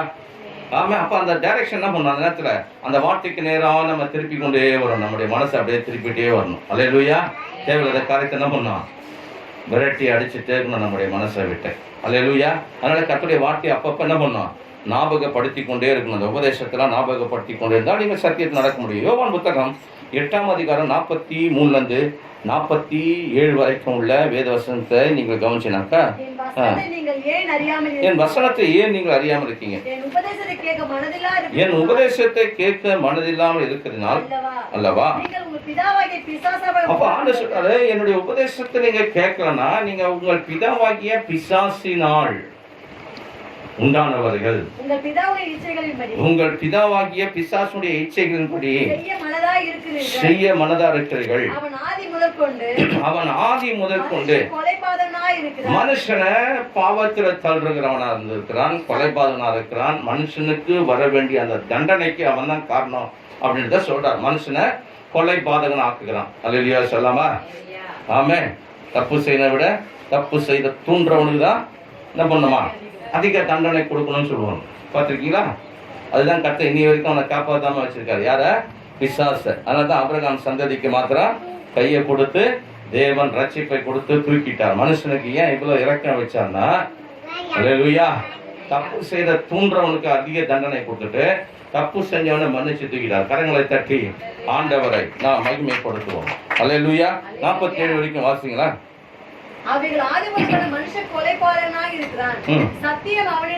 அவன்கிட்ட சத்தியம் இல்ல. அவன் சத்தியத்தை நிலைநிற்கவில்லை. அவன் பொய்யனும். பொய்க்கு அவன் பிதாவா இருக்கிறான். அவன் பொய் பேசும்போது தன் சொந்தத்திலிருந்து பேசுறான். இப்ப பொய்க்குன்னு ஒரு பிதா இருக்கிறான். அவன் யாரு? பிசாசு, சாத்தான், லூசிபர், கேரு. அவன் இவன் பொய் பேசுறான். ஆதி முதல் அவன் என்ன பண்றான்? பொய் பேசுகிறன்னு சொல்லி ஆண்டவர் இயேசு கிறிஸ்து இந்த இடத்துல வந்து சொல்லுகிறார். அல்லேலூயா சொல்லாமா? அப்போ ஒரு மனுஷனுக்குள்ள பொய் எந்த நேரம் பொய்யை பேசிட்டு இருந்தாக்கா அது யாருடைய சரக்கு? பிசாசுடைய சரக்கு. அவங்களுக்குள்ள யார் இருக்கிறா? எப்போதுமே பொய் பேசுறவங்ககிட்ட யார் இருக்கிறா? சொல்லுங்க. பிசாசு தான் இருக்கான். அல்லேலூயா சொல்லாமா? தொடர்ந்து வாசிங்களா? நான்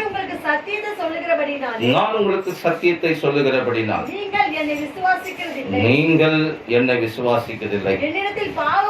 அப்புறம் ஆண்டு சொல்ற, என்கிட்ட பாவம் இருக்கின்ற உங்களில் யார் என்னை குற்றப்படுத்த கூடும்? நான் சத்தியத்தை சொல்லியிருக்கேன். நீங்கள் ஏன் என்னை விசுவாசிக்கவில்லை? தேவனால் உண்டானவன் தேவனுடைய வசனங்களுக்கு செவி கொடுக்கிறான். நீங்கள் தேவனால் உண்டாயிராதபடினால் அப்ப தேவனால் உண்டா இருக்கிறவன். அல்லேலூயா சொல்லாமா? தேவனால் ரட்சிக்கப்படுகிறவன், தேவனால் அழைக்கப்படுகிறவன், தேவனால் மீட்கப்படுகிறவன், தேவனுடைய வசனங்களுக்கு என்ன பண்றான்? அவன் செவி கொடுக்கிறான் என்று சொல்லி பைபிள்ல வேதத்துல அவர் சொல்லுவதை நீங்கள் பார்க்கலாம். 44ஆம் வசனத்தை நீங்க கவனிச்சினா, யூதர்களை பார்த்து இயேசு இந்த வார்த்தைகளை பேசினார். யூதர்கள் வழியை ரட்சிப்பு வருவது என்று சொல்லி வேதம் நமக்கு சொல்லுகிறது. அல்லேலூயா சொல்லாமா? அப்ப யூதர்களை பார்த்து பேசினார். அப்ப யூதர்கள் வழியா ரட்சிப்படுது. கர்த்தர் வந்து இந்த பூமிக்கு வந்து நான் யூதன், நான் யூதன், நான் யூதன் சொல்லி என்ன பண்ணல? அவரை சொல்லிட்டே இல்லை. அல்லேலூயா சொல்லாமா? ரட்சிப்பு அதன் வழியா வருதுனாக்கா கர்த்தர் அந்த நாள்ல இருந்து அவங்க என்ன பண்ணாரு, அவருக்காக பிரித்தெடுத்து அவருக்காக அவங்க என்ன பண்ணாங்க, நின்னாங்க, வாழ்ந்தாங்க, அவருக்காக எல்லாம் செய்தாங்க பழைய ஏற்பாட்டுல. அல்லேலூயா சொல்லாமா. ஆனாலும் அவங்க அப்பப்போ என்ன பண்ணாங்க, விலகியும் போனாங்க, விக்கிரங்களையும் ஆராதிச்சாங்க, தேவனை மறந்து வாழ்ந்தாங்க, திரும்பவும் வருவாங்க, திரும்பவும் போவாங்க, திரும்ப வருதும் போதுமா இருப்பாங்க. அல்லேலூயா சொல்லாமா. அதனால கர்த்தர் அவங்க மேல அன்பு வச்சதுனால, உடன்படிக்கை ஆபிரகாம் வழியாக தேவன் செய்ததுனால, ஈதர் வழியா கர்த்தர் என்ன பண்றாரு, ரட்சிப்பை இந்த உலகம் முழுவதும் எல்லாருக்கும் அனுப்பி இருக்கிறார். அல்லேலூயா. ஆமா. அதனால அவர்கிட்ட என்ன சொல்றது, அந்த ஜெனரேஷன் என்ன பண்றாரு, அவர் யூதா ஜாதியான மக்கள், அவர் வெளிநாட்டு கடவுள் அப்படி இல்லை, அவர் உலகம் முழுவதுக்கும் அவர் தான் தேவன். மாம்சமான அவருக்கு நான் தேவனாகிய கர்த்தர் என்று வேதம் நமக்கு சொல்கிறது. கரங்களை கட்டி ஆண்டவரை நாம் மகிமைப்படுத்துவோம். அல்லேலூயா சொல்லாமா. ஆமா. அதனால மாமிசத்தின் இச்சை என்றால் என்னன்றதை நீங்க இந்த நாளில் நீங்க அறிந்து கொள்ள வேண்டிய காரியமா இருக்குது. இப்படி சோத்திரம். சரி. அதனால தேவனுடைய கர்த்தர் இயேசு கிறிஸ்து இந்த உலகத்துக்கு எப்படி வந்தாரு, அவர் யூதன் வழியா ரட்சிப்பதுன்னு தேவன் சொல்லியிருந்தார். அதனால மாம்சத்தின் இச்சை என்றால் என்பதை நீங்கள் சரியா அறிஞ்சிக்கணும். உங்கள் சரீரத்துல பாவம் ஆளாது இருக்கணும். அல்லேலூயா. ஆமா. சரீரத்துல பாவம் ஆளுகை செய்து அப்படின்னா என்னது சொல்லுங்க, மாம்சத்தின் இச்சையை நீங்க அடையாளம் கண்டு கொள்ளணும் அப்படின்னா சரீரத்துல பாவம் ஆளுகை செஞ்சாலே. அல்லேலூயா சொல்லாமா. ஆமா. அப்ப ஆளுகை செய்யும் போது என்ன பண்ணணும், புரிஞ்சுக்கணும், இது மாமிச இச்சை என்னுடைய வாழ்க்கையை அழிக்கிறதுக்கு இது ஆளுகை செய்தென்பதை நீங்கள் அறிந்து கொள்ளணும். ரோமர் புத்தகம் 6ஆம் அதிகாரத்துல 12ஆம் வசனம், 13ஆம் வசனம், 14ஆம் வசனத்தை நீங்கள் பார்க்கும்போது வேதம் சொல்லுகிறது. எடுத்து வாசிப்போம். 6ஆம் அதிகாரம் 12 வாசிங்களேன். 13, 14 வாசிங்க. 12, 13, 14 3 வருஷம். ஆகையால் சரீர இச்சையின்படி பாவத்துக்கு கீழ்ப்படியத்தக்கதாக சாவுக்கு ஏதுவான உங்கள் சரீரத்தில் பாவம் ஆளாதிருப்பதாக நீங்கள் உங்கள் அவயங்களை அநீதியின் ஆயுதங்களாக பாவத்துக்கு ஒப்புக்கொடாமல் மரித்தோரிலிருந்து பிழைத்திருக்கலாக தேவனுக்கு ஒப்பு கொடுத்து உங்கள் அவயங்களில் நீதிக்குரிய ஆயுதங்களாக தேவனுக்கு ஒப்பு கொடுங்கள். நீங்கள் நியாயப்பிரமாணத்துக்கு கீழ்ப்பட்டிராமல் கிருபைக்கு கீழ்ப்பட்டிருக்கிறபடியால் பாவம் உங்களை என்ன பண்ணாது. அப்ப உங்க அவயங்களை யாருக்கு ஒப்பு கொடுக்கணுமா சொல்றாரு, தேவனுக்கு ஒப்பு கொடுங்க. அல்லேலூயா சொல்லாமா. ஆமா. அல்லது என் இறுதியும் கர்த்தருக்கு பிரியமாய் வாழும்படி ஒப்பு கொடுக்கிறேன், என் கண்கள் கர்த்தருக்கு பரிசுத்தமாக வாழும்படி ஒப்பு கொடுக்கிறேன். அல்லேலூயா சொல்லாமா. என் கைகள் தேவனுக்கு சுத்தமா இருக்கும்படி. அல்லேலூயா. இந்த கையினால திருடுவதோ இந்த கையினால தேவனுக்கு பிரியமான காரியத்தை செய்யாதபடி என் கரங்களை காத்து என் கால்களை காத்து என்னை நடத்துங்கன்னு சொல்லி என்ன சொல்றாரு, தேவனுக்கு உங்க அவயங்களை ஒப்பு கொடுங்க அவருக்கு பிரியமாய் வாழும்படி என்று சொல்லி வேதத்தில் சொல்றாங்க. நியாயப்பிரமாணத்துக்கு நம்ம கீழ்பட்டவர்கள் அல்ல. நியாயப்பிரமாணத்துல ஒரு மனுஷனும் ரட்சிப்பை பெற்றுக்கொள்ள முடியல. அல்லேலூயா சொல்லாமா. ஆனால் நியாயப்பிரமாணத்துக்கு கீழ்பட்டவர்களை பிடிவிக்கும்படி கர்த்தர் என்ன பண்ணாரு, நியாயப்பிரமாணத்தின் சாபத்துக்கு நம்ம எல்லாம் என்ன பண்ணிட்டாரு, அவர் நீங்களாக்கினால கிருபைக்கு நீங்க கீழ்பட்டுக்கிறபடினால பாவங்களை என்ன பண்ணாது, மேற்கொள்ளாது. பாவங்களை மேற்கொள்ளாது. அல்லேலூயா சொல்லாமா. நீங்க கிருபைக்கு கீழ்பட்டிருந்தா பாவங்களை என்ன பண்ணாது, உங்களை மேற்கொள்ளாது, உங்களை ஜெயிக்காது. உங்க மாமிசம் தேவனுக்கு எதிராக அது ஜெயிக்காது. அல்லேலூயா சொல்லாமா. நீங்க கிருபைக்கு கீழ்பட்டிருந்தால் அல்லேலூயா பாவம் என்ன பண்ண உங்களை மேற்கொள்ளாது. நீங்க தான் பாவத்தை மேற்கொள்வீங்க, பாவத்தை தாண்டி போவீங்க, பாவத்துக்கு எடுத்து நிற்பீங்க, பாவத்தை விட்டு ஓடுவீர்கள். அல்லேலூயா. கரங்களை தட்டி ஆண்டவரை நான் மகிமைப்படுத்தலாம். அதனால கர்த்தருடைய வசனம் இங்க தெளிவா சொல்றாரு. அதனால மாமிசம் அடிக்கடிக்கு கேட்கறதுலாம் நம்ப கூடாது, நம்ம மாமிசத்துக்கு அடிமையாகிடக்கூடாது. அல்லேலூயா சொல்லாமா.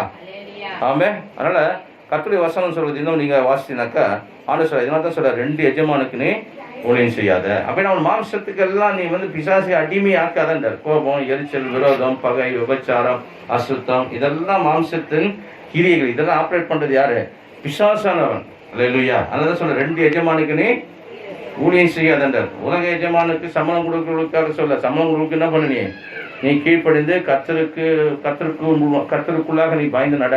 எஜமானுங்களுக்கு என்ன சட்டம் கொடுத்துருக்காங்க, நீதி செய்ய அவங்களுக்கு. அல்லேலூயா. அவங்க சம்பளத்தை ஏமாத்தாத. அல்லேலூயா. ஆமா. அவங்களுக்கு நீதி செய் அப்படின்னு சொல்லி ஆண்டு சொல்றார். சரி, எபேசியர் புத்தகம் 2ஆம் அதிகாரத்துல 1, 2, 3, 4, 5 வசனம் வாசித்து பார்த்தீங்கன்னாக்கா பைபிள் சொல்லுகிறது. எடுத்து வாசிப்போம். வேறு வாசிப்போம். எபேசியர் புத்தகம் 2ஆம் அதிகாரம் 1, 2, 3, 4, 5 வசனம் 1-5 வரைக்கும் வாசிங்க. அக்கிரமங்களாலும் பாவங்களினாலும் பார்த்தீங்களா? அப்ப அக்கிரமத்திலும் பாவத்திலும் மரித்திருந்த உங்களை உயிர்ப்பித்தார். முற்காலத்திலே உலகத்தின் வழக்கத்துக்கு ஏற்றபடியாகவும் கீழ்ப்படியாமல் பிள்ளைகளிடத்தில் கிரீசுகிற இப்போது கிரீசுகிற பிரபு. இப்போது ஆகாயத்தின் அதிகாரம் ஆகாயத்திலிருந்து என்ன பண்றான் சொல்லுங்க, வசனம் இருக்குதுல்ல. இப்போதும் ஆகாயத்தின் அதிகாரம், இப்ப ஆகாயத்துக்கு அதிகாரம் யாருடைய இருக்குது? இப்பொழுதும் கிரீசுகிறான்னு சொல்லி எழுதுறாரா இல்லையா? ஒரு கண்ணன் தரங்க. அல்லேலூயா. இப்போது என்ன பண்ற? ஆகாயத்து அதிகார பிரபு யாரு? அதிகார பிரபு யாரு? அவன் பேர் என்ன? கேருப் என்றும் லூசிபர் என்று அழைக்கப்படுது வேதத்துல. அல்லேலூயா. சரி, ஆக இப்போதும் கிரீசுகிற ஆகாயத்து அதிகார பிரபு வாசிங்க. அவன் சொல்ற விதமாகவே வாழ்ந்துட்டோம். அல்லேலூயா. இப்ப மனம் திரும்பி ஜெபிச்சிருக்கீங்க. என்னைக்காவது ஆண்டவரே பிசாசு சொல்றதுதான் நாங்கள் கேட்டு நடந்துட்டோம், எங்களை மன்னிச்சிருங்கன்னு கேட்டீங்களா? என்னைக்காவது கேட்டீங்களா? இல்லையா? அல்லேலூயா. சரி, இன்னைக்கு கேட்டுருங்க. பிசாசு சொல்றோம் நாங்கள் கேட்டு ரசிக்கப்படுறது முன்னாடி நான் வாழ்ந்துட்டேன், எங்களை மன்னிச்சிடுங்க அப்படின்னு சொல்லி என்ன பண்ணுங்க, ஒப்பு கொடுத்துருங்க. அல்லேலூயா. சரி, அப்படி நடந்துட்டோம். நாம் எல்லாரும் முற்காலத்தில் நமது மாமிச இச்சையின்படி நடந்து மாமிசம் மனசு விரும்பினதெல்லாம் செய்து சுபாவத்தினாலே மற்றவர்களை போல கோபாக்கினின் பிள்ளைகளா இருந்தோம். அடுத்தது தேவனால் இரக்கத்தில் ஐஸ்வர்யமுள்ளாய் நம்மில் அன்பு கொண்டு மிகுந்த அன்பினாலே அக்கிரமங்களில் மரித்தவர்களா இந்த நம்மை கிறிஸ்துவோடு கூட உயிர்ப்பித்தார். கிருபையினால ரட்சிக்கப்பட்டீங்க. இதுதான் எப்படி ரட்சிக்கப்பட்டீங்க? கிருபையில. தசமாம் கொடுத்து ரட்சிக்கப்பட்டீங்கன்னு சொன்னாங்க. என்னது அது? பாவம். அல்லேலூயா சொல்லாமா? ஆமே. உங்களோட கர்த்தர் உங்களுக்கு கொடுக்கறத பகிர்ந்து கூட ஊழியக்காரனுக்குன்னு சொல்றாரு. அதுதான் அல்லேலூயா சொல்லாமா? ஆமே. இல்லை பழைய பாட்டு பார்க்கறது தான் நான் 10ல் 1 கரெக்டாக எடுத்து வச்சு நான் ஊழியக்காரனுக்கு கொடுப்பேன் அப்படின்னாக்கா என்னவா? சாபத்தை உண்டாக்கிடும். அல்லேலூயா சொல்லாமா? ஆமே. நாய்ப்புறன் உட்பட்ட ஜனங்கள் நாம் இல்லை என்பதை வேதம் நம்ம சொல்லுது. புதிய ஏற்பாட்டில் ஆண்டவர் தசம்பாகம்லாம் கொடுன்றத வலியுறுத்தல. அப்படிலாம் கொடுத்துருந்தா நான் என்ன பண்ணிருப்பேன்? நிறைய வசதியாக இருந்திருப்பேன் நான். அல்லேலூயா சொல்லாமா? ஆமே. அப்படிதானே? எல்லாம் தசமாலாம் கொடுத்தா நான் எப்படி இருப்பேங்க? சொல்லுங்க, நீங்க சொல்லுங்க. நல்ல வசதியாகிட்டு இருப்பேன். அல்லேலூயா சொல்லாமா? சரி, அது வராத வரைக்கும் எனக்கு கர்த்தருக்கு ஸ்தோத்திரம். ஏன்னா நாய்ப்பிரமாணத்தின் சாபத்தில் நம்மளை ஆண்டவர் வாழ வைக்கணும்னு விரும்பல. தர்மம் செய்யுங்க, ஏழைங்களுக்கு கூட, இல்லாதவங்களுக்கு கூட, சதைப்பட்டவங்களுக்கு கூட. உனக்கு ஊழியக்காரன் உனக்கு போதிக்கிறானா உனக்கு வர நன்மையெல்லாம் அவனுக்கு பகிர்ந்து கொடு அப்படின்றார். அல்லேலூயா சொல்லாமா? ஆமே. எல்லாம் பகிர்ந்து அவனுக்கு கொடுண்டார். சரி, போட்டோம். அல்லேலூயா சொல்லாமா? அதனால பைபிளில் கர்த்தருடைய வசனம் நீங்க தெளிவா போதிக்குது. என்ன போதிக்குது? அந்த வசனத்தை கடைசி வசந்த வசனம் வாசினா, அக்கிரமினாலும் மரித்தலா இந்த நம்மை கிறிஸ்துவோடு கூட உயிர்ப்பித்தா கிருபையினால ரட்சிக்கப்பட்டீங்க. அது என்ன ரட்சிப்பு? கிருபை. இலவசமான ரட்சிப்பை தேவன் உனக்கு கொடுத்திருக்கிறார். கரங்களை தட்டி ஆண்டவரை நாம் மகிமைப்படுத்துவோம். அல்லேலூயா சொல்லாமா? ஆமா. அதனால இலவசமான ரட்சிப்பு உனக்கு தேவன் என்ன பண்ணிருக்காரு? ஆகையால் கிறிஸ்துவுக்கு இயேசுவுக்குள் உண்மையாய் நாம நடக்கணும்னு தேவன் விரும்புகிறார். ஆமே. உண்மையா நடக்கணும். சோதோம் குமரா பட்டணம் லோத்துவை குறித்து நாம் சொல்றோம். எத்தனையோ பாவத்தை லோத்து வழியாக ஒரு பெரிய பாவ சந்ததி வந்ததுன்னு சொல்றான்னா, லோத்துடைய வாழ்க்கையை குறித்து 1 பேதுல அவரை குறித்து நலமா எழுதுறார். என்ன நலமா எழுதுறாரு அப்படின்னு பாத்தீங்கன்னா, 1 பேதுரு புத்தகத்துல நீங்க எடுத்து வேதாகமத்தில் நீங்க வாசித்தீங்கன்னாக்கா 2ஆம் அதிகாரத்துல 6ஆம் வசனத்திலிருந்து 10ஆம் வசனம் வரைக்கும் உள்ள வேத வசனத்தை நீங்க வாசித்து பாத்தீங்கன்னாக்கா பைபிள் எழுதுறாரு. 1 பேதுரு 2ஆம் அதிகாரம் 6லிருந்து 10 வரைக்கும் வாசிங்க. அந்தபடியே இதோ தெரிந்து கொள்ளப்பட்டதும் விலையேற பெற்றதும் 1 பேதுருவா 2 பேதுருல பாருங்க. 2 பேதுரு 2ஆம் அதிகாரம் 6. சோதோம் குமரா என்னும் பட்டணங்களையும் சாம்பலாக்கி கவிழ்த்து போட்டு ஆக்கணிக்குள்ளாக தீர்த்து பிற்காலத்தில் அவபக்தியாய் நடப்பவர்களுக்கு அவைகளை மாதிரியா வச்சிருக்காரு. எதை மாதிரியா வச்சிருக்காரு? அவபக்தியா நடக்கிறாங்களா? சோதோம் குமரா எப்படி அடிச்சா தெரியுமா? கர்த்தர் பயங்கரம் பாவம் பெருகி போச்சு. கர்த்தர் பேசுறார், இந்த பாவம் வானத்துல எட்டி போச்சுன்ற, அதனால நான் இதை பண்ண போறேன், இதை அழிக்க போறேன் அப்படின்னு சொல்லி ஆபிரகாம்கிட்ட பேசிட்டார். அது எப்படி அழிச்சான்னு கேட்டீங்கன்னாக்கா, வானத்திலிருந்து அக்கினியும் கந்தகத்தையும் கொண்டு சாம்பலாக்குனார். இப்போ அவபக்தியா நடக்கிறாங்க. அல்லேலூயா. மாசு இல்லாத தேவ பக்தி, சுத்தமான பக்தி, தேவ பக்தி ரகசியம் என்ன? தேவன் மாம்சத்துல வெளிப்பட்டார்ன்றத சரியா விசுவாசம். பிதாவாகிய தேவன் தான் இயேசு கிறிஸ்துவா இந்த உலகத்துக்கு வந்தார். இதுதான் சத்தியம். இதை விட வேற குழப்பற சத்தியம் எதுவுமே இல்லை. அல்லேலூயா. இதுதான் சத்தியம். இது தேவ ரகசியம். 1 தீமோத்தேயு 3:10 தேவன் மாம்சத்துல வெளிப்பட்டார், உலகத்துல விசுவாசிக்கப்பட்டார், புறஜாதியிடத்துல பிரசங்கிக்கப்பட்டார், தேவதூதர்களால் காணப்பட்டார், மகிமையில எடுத்துக் கொள்ளப்பட்டார். தேவன் மாம்சத்தில் வெளிப்பட்டார். அல்லேலூயா சொல்லலாமா? ஆமே. அதனால 2-3 கடவுள் அப்படின்னா 2 in 1 தான். பிதா குமாரன், பிதாவாகிய தேவன் குமாரனா வந்தார். அதனால பிதா குமாரன். தேவனும் ஆட்டுக்குட்டியானவர் சிங்காசனம் அப்படிதான் போடுது பைபிள்ல. அல்லேலூயா. அது தெளிவா நம்ம இன்னைக்கு கர்த்தருடைய வேதத்தில் இருக்கணும். சோதோம் குமரா பட்டணத்தை தேவன் வசந்த முடிச்சிட்டீங்களா? அக்கிரமக்காரருக்குள் வாசமாய் இருக்கையில் அவருடைய காம விகாரம் நடக்கையால் வருத்தப்பட்டு நாள்தோறும் அவர்களுடைய அக்கிரமத்து கிரியைகளை கண்டு. 6ஆம் வசனமே போதுமா? 10ஆம் வசனம் வரைக்கும் வாசிக்கணும். சரி, 10 வரைக்கும் வாசிக்கணும். நீதியுள்ள தன்னுடைய இருதயத்தில் பாதிக்கப்பட்ட நீதிமான. அப்போ சோதோம் குமரா எப்படி இருந்ததுனாக்கா தினந்தோறும் அவள் இருதயம் பாதிச்சுன்னு இருந்தது. என்ன பாதிச்சுது?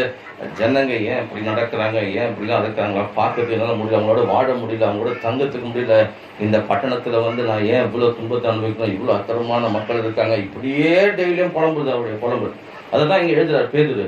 அக்கிரமக்காரன் வாசமா இருக்க தினந்தோறும் இந்த சோதோம் பட்டணத்துல இந்த லோத்து புலம்பிக்கிட்டே இருந்தாராம். தொடர்ந்து வாசிங்க.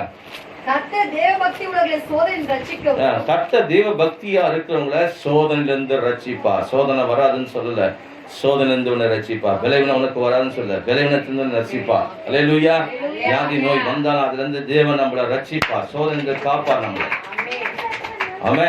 தேவ சித்தம் இல்லாம நம்ம வாழ்க்கையில ஒன்றும் நடக்காது. அதனால நீங்க விசுவாசிக்கணும். தொடர்ந்து வாசிக்கணும் அந்த பகுதியா 10 வரைக்கும். அக்கிரமக்காரர்களை ஆக்கணிக்குள்ளாக்கும்படி பாத்தீங்கன்னா நாய் தீர்ப்பு நாளுக்காக அக்கிரமக்காரர்களெல்லாம் ஆக்கினை தீர்ப்பு அளிப்பார், கந்தகத்தை போல அனுப்புவான்ற. அங்க சோதம் கமல மாடல் வச்சிருக்காருன்ற. சோதம் கமல் என்ன பண்ணும் அதான் பண்ணுவேன்ற. யார? அவபக்தியா நடக்கிறவங்கள. அல்லேலூயா. தேவன் மேல் வைக்கிற பக்தியா இருக்கவங்க தான் ரட்சிப்பான். அல்லேலூயா சொல்லாமா? 10,000 கடவுள்களை பின்பற்றலாம் என்ன பண்ண முடியாது? ரட்சிப்பே கிடையாது. நல்லா புரிஞ்சுங்க. ஏமாந்து போகிற கூட்டம் இதெல்லாம். அல்லேலூயா. சரியா தேவன் வச்சிருக்கவங்க ரட்சிப்பை ஒன்றிதான் தேவபக்தியாய் கர்த்தர் மேல் வைத்திருக்க அந்த நம்பிக்கை ஒன்றிதான் தேவன் மாம்சத்தை வெளிப்பட்டார் என்று விசுவாசிக்கிறவர்கள் மாத்திரமே ரட்சிக்கப்படுவாங்க. அவபக்தியா நடக்கிறவங்களாம் ரட்சிக்கப்பட மாட்டாங்க. 10 வரைக்கும் வாசிங்களா? விசேஷமாக அசுத்த இச்சையோடு மாம்சத்துக்கு ஏற்றபடி நடந்து கர்த்தர் தத்துவத்தை அசட்ட பண்ணுகிறவர்களை அப்படியே செய்வார். விசேஷமாக அசுத்த இச்சையோடு மாம்சத்தின்படி நடந்து கர்த்தருடைய காரியத்தை அசட்ட பண்றவங்களையும் தேவன் நம்பினாரு அப்படியே செய்வார். அல்லேலூயா. கணவன் மனைவி உறவு தேவன் ஏற்படுத்துது. அதை நான் அதுக்கு வேதம் தடை சொல்லல. அல்லேலூயா சொல்லாமா? ஆமா. ஒரு கணவன் மனைவிக்கு எதிராக கணவன் என்ன பண்ணக்கூடாது? இன்னொரு பெண்ணை இச்சிக்கூடாது.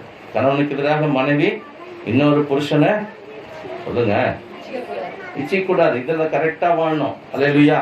சோதோம் குமர வாழ்க்கை அப்படி இல்லை, அது தாறுமாறான வாழ்க்கை. சிறு பிள்ளைங்கள்லேருந்து கிழமை வரைக்கும் அந்த தேசமே எல்லாரும் பாவத்துக்கு பேர் போனவங்க. அல்லேலூயா சொல்லாமா? அந்த மாதிரி தாறுமாறா வாழ்க்கை, கேவலமான வாழ்க்கை, அருவருப்பான வாழ்க்கை, கர்த்தருக்கு எதிராக பாவம். அவர் சந்நிதியில போய் எட்டி அதனால கர்த்தர் இறங்கி அந்த பட்டணத்தையே எரித்து சாம்பல் ஆக்கிறான். அதை மாதிரியா வச்சிருக்காங்க உலகத்துக்கு. இனி வர உலகத்துல அவபக்தியா நடக்கிறவங்க, பாவ இச்சையில வாழ்றவங்க, தேவனுக்கு எதிராக செய்யறவங்க, கணவனுக்கு துரோகம் பண்றவங்க, மனைவிக்கு துரோகம் பண்றவங்க, இவங்க எல்லாம் சேர்த்துருவார். அல்லேலூயா சொல்லாமா? இவங்கெல்லாம் தப்பிக்க முடியாது. ஆமே. அதனால இதெல்லாம் புரிஞ்சு மனம் திரும்பி என்னை மன்னிச்சிடு கர்த்தாவே, நமக்கு எதிராக பாவம் செய்துட்டேன், ஆத்துமாவுக்கு விரோதமாய் கர்த்தருக்கு விரோதமாய் நான் பாவம் செஞ்சுட்டு என்னை மன்னிச்சிடுங்கன்னு சொல்லி கேட்டு அர்ப்பணிக்கிறவங்களுக்கு தப்பிப்பாங்க. அல்லேலூயா. மீதி யாரும் நம்ப முடியாது, தப்பிக்க முடியாது. சரி, தொடர்ந்து நீங்க வாசிங்க அந்த பகுதி வாசி. மத்திய புத்தகம் 7ஆம் அதிகாரத்தில் 20 வசனத்திலிருந்து 25 வசனத்துக்கு வாசிக்கும் போது வேதம் சொல்லுகிறது. எடுத்து வாசிப்போம். 20 29 வரைக்கும் மத்திய புத்தகம் 7ஆம் அதிகாரம். ஆதலால் கன்னிகளினால் அவர்கள் அறிவீர்கள், பரலோகத்திற்கு என் பிதாவின் சித்தப்படி செய்கிறவனே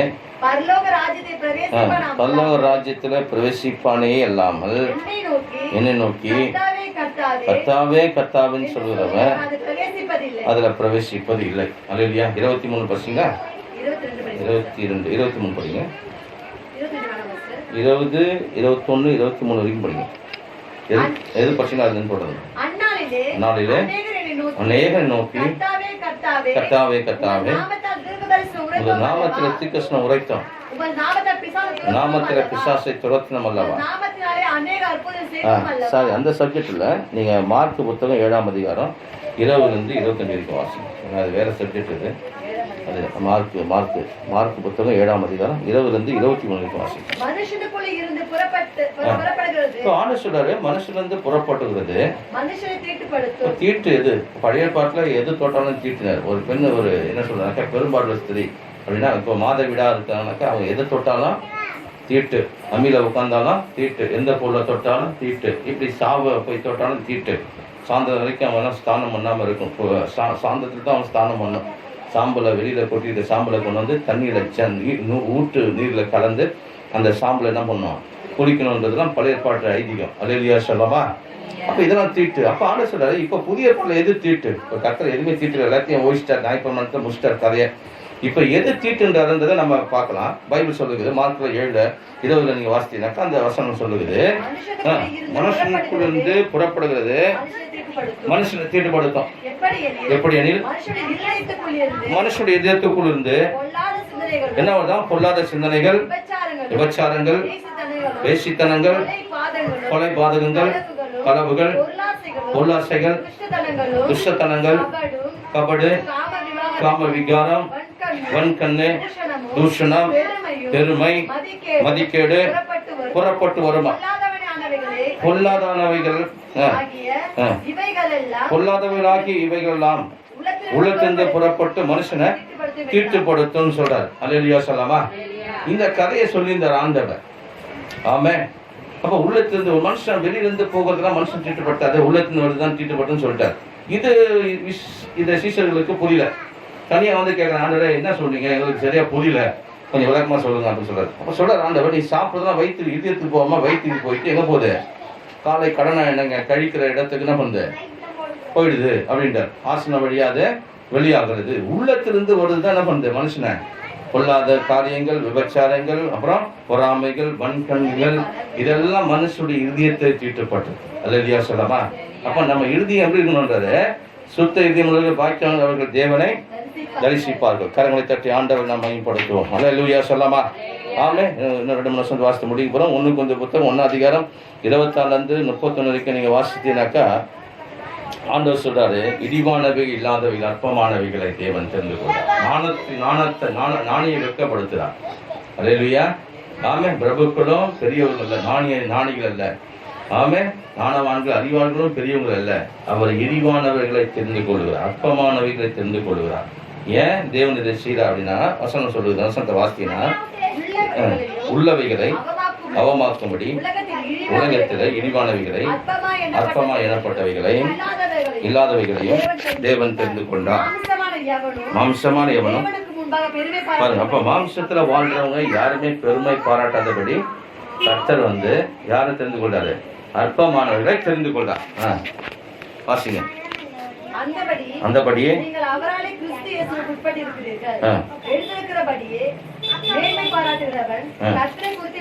அப்ப மேன்மை பாராட்டுறோம். யாரை குறிச்சு மேன்மை பாராட்டணும்?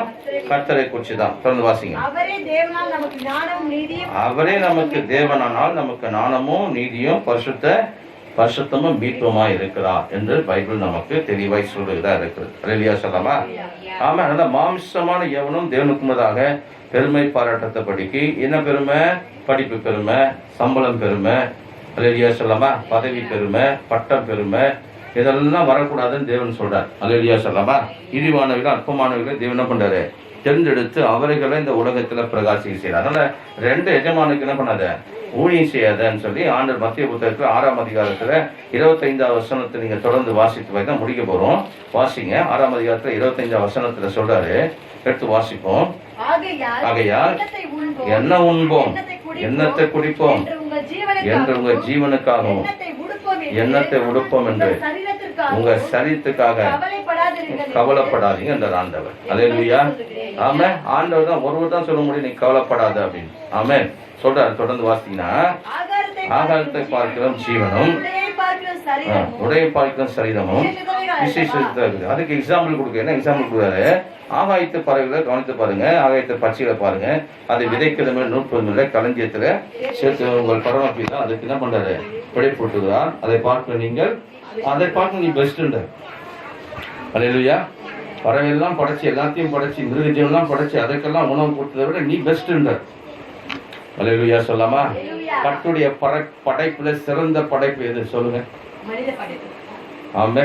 ஷார்ப்பா புரிஞ்சுனாங்க. நல்லா, நீங்க வேற ஏதாவது சொல்ல போறீங்கன்னு நினைச்சேன். ஆடு மாடு, நிலவு, சூரியன், காற்று, வானம், நட்சத்திரம் ரொம்ப அழகா இருப்பா சார்.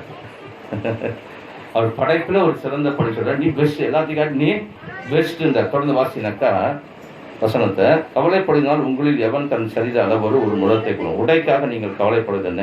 காட்டு புஷ்பம் எப்படி வளர்ந்து கவனித்து பாருங்கள், அவையெல்லாம் உடைக்கதும் இல்லை நூக்குதுமை என்றாலும் சாலமோன் முதலாய் தன் சர்வ மகிமையில கலக்கலரா என்ன பண்ணியா உடுத்துல. அற்ப விசுவாசியில இன்றைக்கு இருந்து நாளைக்கு அடுப்புல போடுகிற காட்டு புல்லுக்கு தேவன் விதமாய் உடுத்தி விட்டா உனக்கு உடுத்து. இப்ப நீ அப்ப சபை கேட்பாங்க, அப்படியா அப்ப ஆண்டா அப்ப இதெல்லாம் உடுத்தானா அப்ப துணிலாம் வஸ்திரம் இருக்கணுமான்னு கேட்பாங்க. அல்லேலூயா சொல்லாமா? அடுத்தது என்ன சொல்றான்னு கவனிக்கணும். உனக்கு உடுத்திப்பது, உனக்கு உடுத்திப்பது சொல்லுங்க அதிக நிச்சயம். கர்த்தர் உடுத்து வைக்காம அதை போல இருக்கணும்னு சொல்ல ஆண்டவரை. அல்லேலூயா. உனக்கு உடுத்து வைப்பார். கரங்களை தட்டி ஆண்டவரை நான் மகிமைப்படுத்தும். அதில் ஆகியால் எண்ணத்தை உண்போம் எண்ணத்தை குடிப்போம் என்பதை உடுப்போம் என்று கவலைப்படாதீர்கள். இவையெல்லாம் தேடுறாங்க, உலகம் தேடிட்டே இருக்குது. இதெல்லாம் இதுதான் தேர்து. அல்லேலூயா. ஆமே. பிஸிபார் பிசினஸ் நத்திங். பிசினஸ்னாலே பிஸிபார் நத்திங். முன்னுக்கு என்ன பண்றாங்க இதெல்லாம் உலகம் தேட்டோம். அடுத்து சொல்றாரு ஆண்டவர் சொல்றாரு, இதெல்லாம் அவங்க என்னென்ன தேடி வச்சிருக்காங்களோ அதெல்லாம் உனக்கும் தேவைன்றார் ஆண்டவர். அல்லேலூயா. ஆமே. அதுவும் உனக்கு தேவை. அல்லேலூயா சொல்லாமா? அல்லேலூயா. எத்தனை வருஷம் நீங்க வயசு தான் உங்களுக்கு? 41 வயசு ஆகி போச்சு. அல்லேலூயா. ஆமே. இதுக்கப்புறம் அவங்க ஏசியை போட்டு அனுபவிப்பாங்க. ஆமாம். இதுக்கு எத்தனை வருஷம் ஆச்சு அவங்க அனுபவிக்கிறதுக்கு? 41 வருஷத்துக்கு அப்புறம் என்ன பண்ண போகிறாங்க? ஏசி வீட்டுக்கு போட்டு அனுபவிப்பாங்க. அல்லேலூயா சொல்லாமா?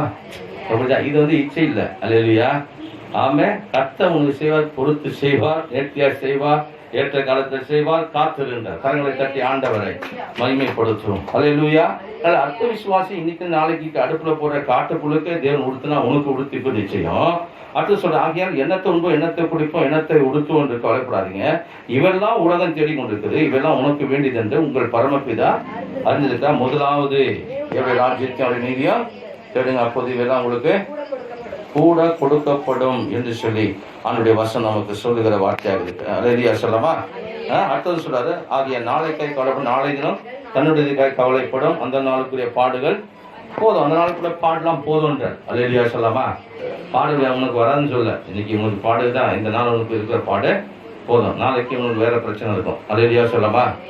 ஆமே. ஒவ்வொரு நாளும் நமக்கு என்னது, ஒவ்வொரு நாளும் பிரச்சனைகளை கடந்து போய் கொண்டு தான் இருக்கிறோம் கிறிஸ்துவ வாழ்க்கையில. அப்படிதான் போகணும்னு பைபிள் போதிக்குது. ஒன்றுக்கு நீ கவலைப்படாமல் எல்லாவற்றையும் குறித்து தேவனுக்கு ஸ்தோத்திரத்தோடு ஜபத்தோடும் விண்ணப்பத்தோடும் வேண்டோடும் தெரியப்படுத்துங்க. அப்ப தேவ சமாதானம் உனக்குள்ள இருக்கும். நீ அங்க தெரியப்படுத்தாம நீ கம்முனத்தோட இருந்த ஊர்ல எல்லாம் எல்லாத்தையும் சொல்லக்கூடாது உன் பிரச்சனைய. அல்லேலூயா. ஆமே. யார்கிட்ட சொன்ன என் பாரம் போயிடுச்சு, ஆண்டுகிட்ட சொல்ல உன் பாரம் போகும். நீ அங்க சொல்லாம என்ன பண்ணிருக்கிற, எல்லாருக்கிட்டையும் சொல்லி இருக்கிற. அங்க போன சொல்லாங்க பாரம் குறையும், இங்க சொன்னாங்க பாரம் குறைஞ்சிச்சுங்க. அல்லேலூயா சொல்லாமா? ஆமா.